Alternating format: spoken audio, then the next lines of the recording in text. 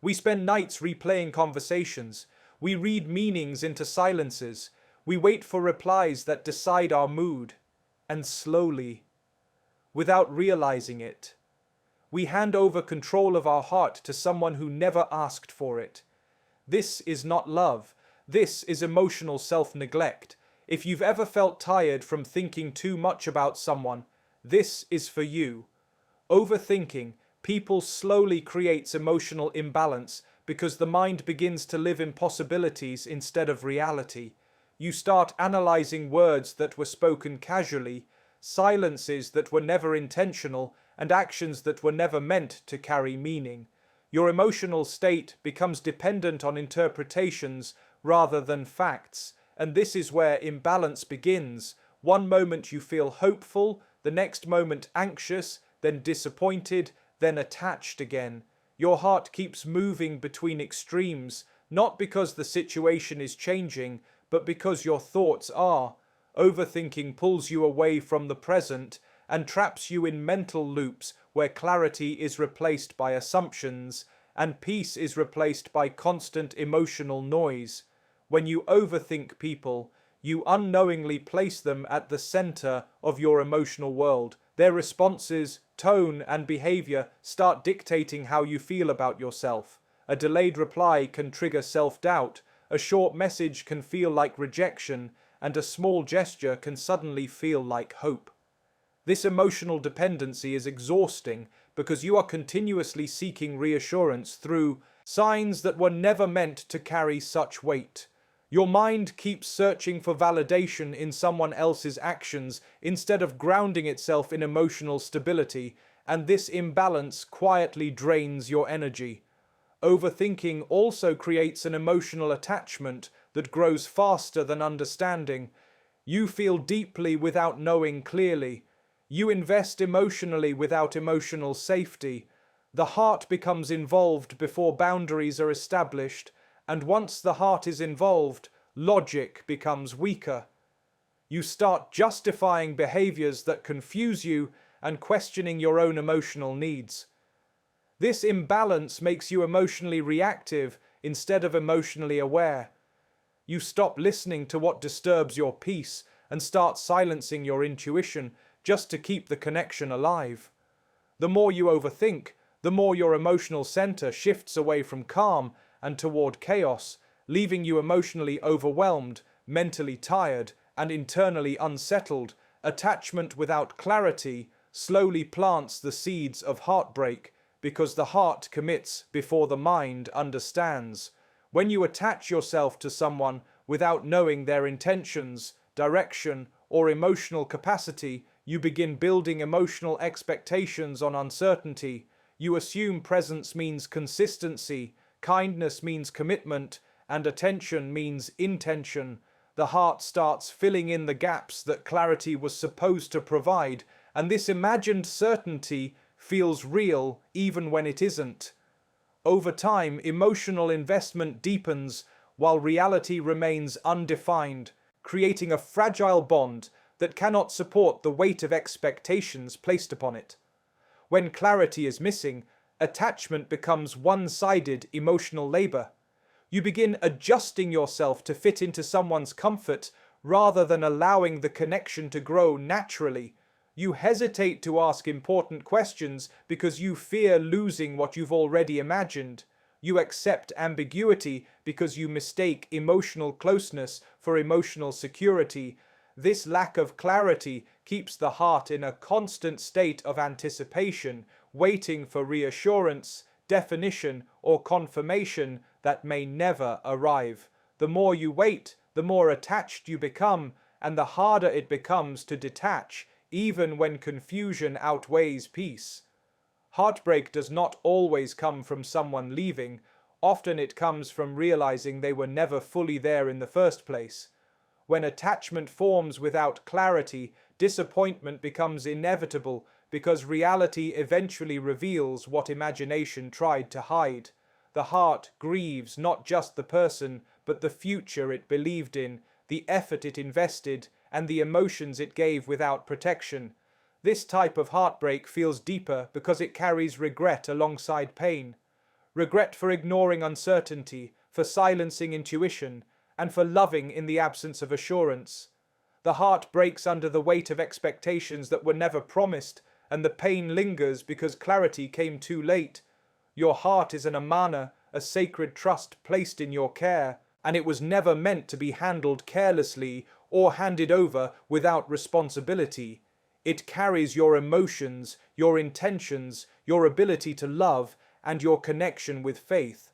When you treat the heart lightly, you allow exhaustion, disappointment, and emotional wounds to settle inside it. Protecting the heart does not mean closing yourself off from love or connection, but it means being conscious of where you invest your emotions and why.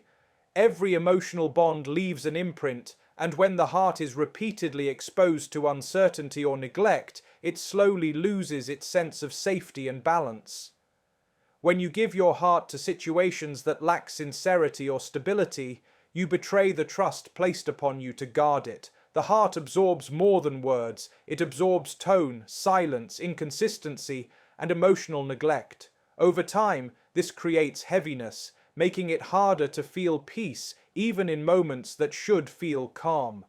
Protecting your heart means recognizing when something disturbs your inner stillness and choosing not to normalize emotional discomfort. It means understanding that not every connection deserves emotional access, and that distance can sometimes be an act of self-respect rather than loss. The heart thrives in environments of clarity, kindness, and emotional safety. When it is exposed to confusion or emotional uncertainty, it becomes restless and vulnerable.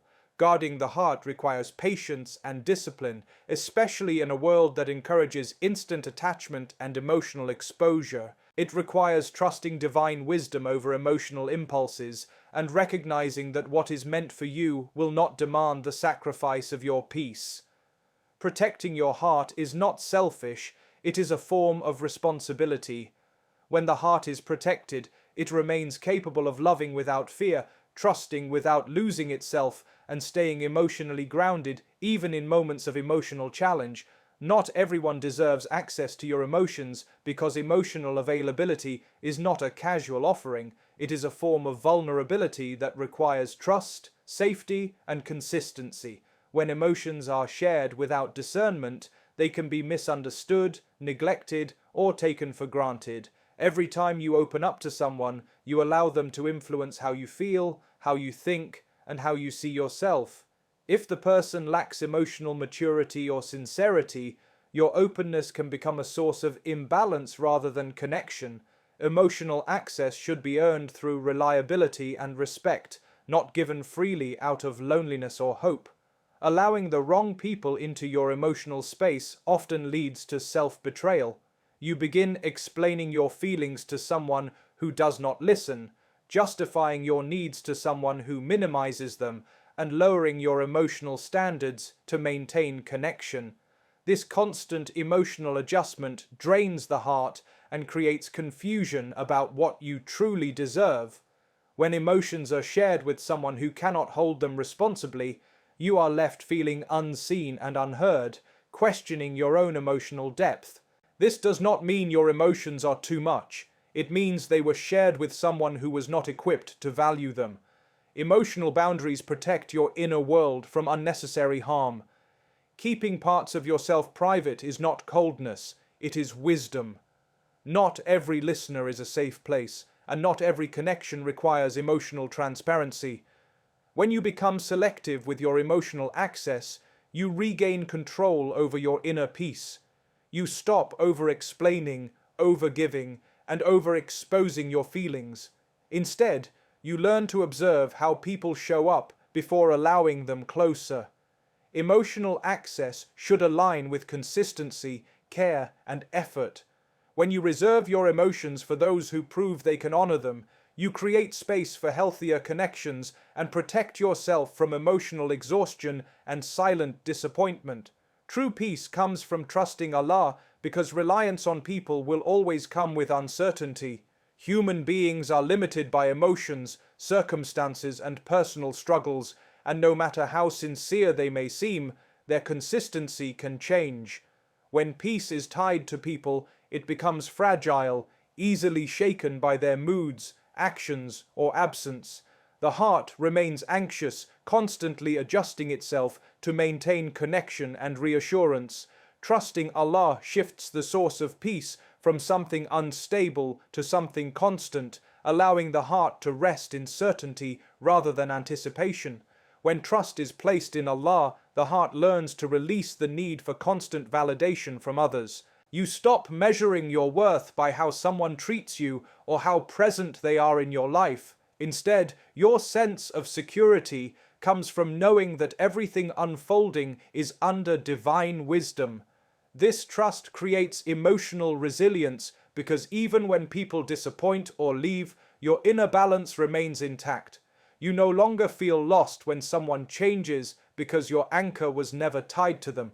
The heart becomes calmer, less reactive, and more grounded in acceptance.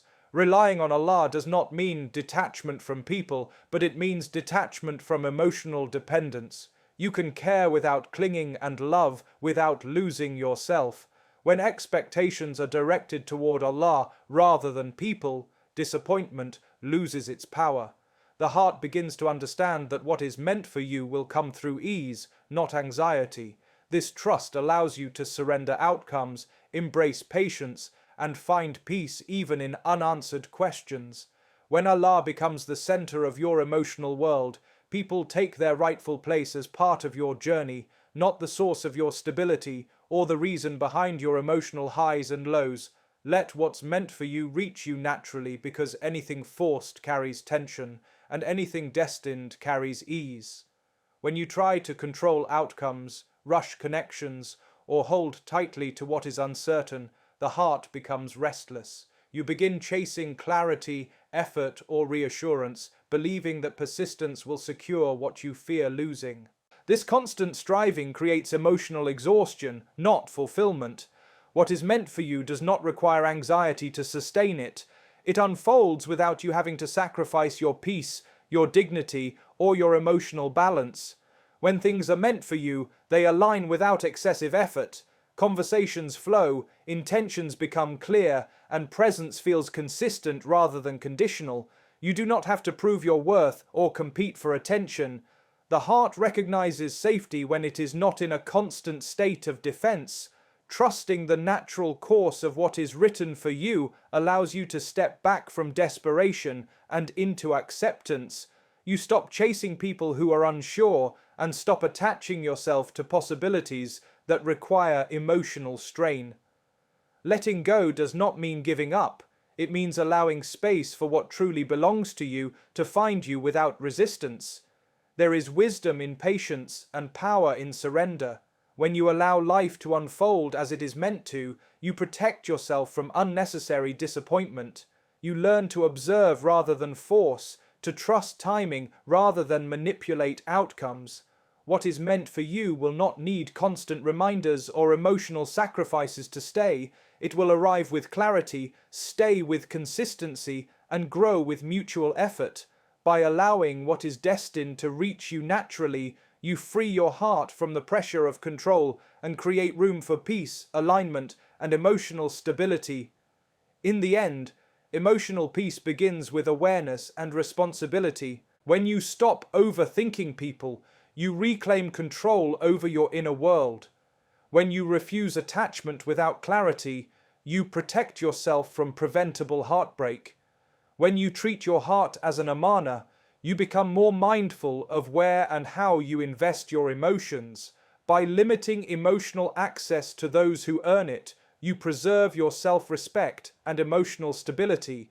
And when you shift your trust from people to Allah, you free yourself from dependence on what is temporary and unpredictable. Allowing what is meant for you to reach you naturally is an act of faith, patience, and emotional maturity. This approach does not harden the heart, it strengthens it, teaching you to love with wisdom, trust with balance, and move through life with a sense of calm rooted in faith rather than fear.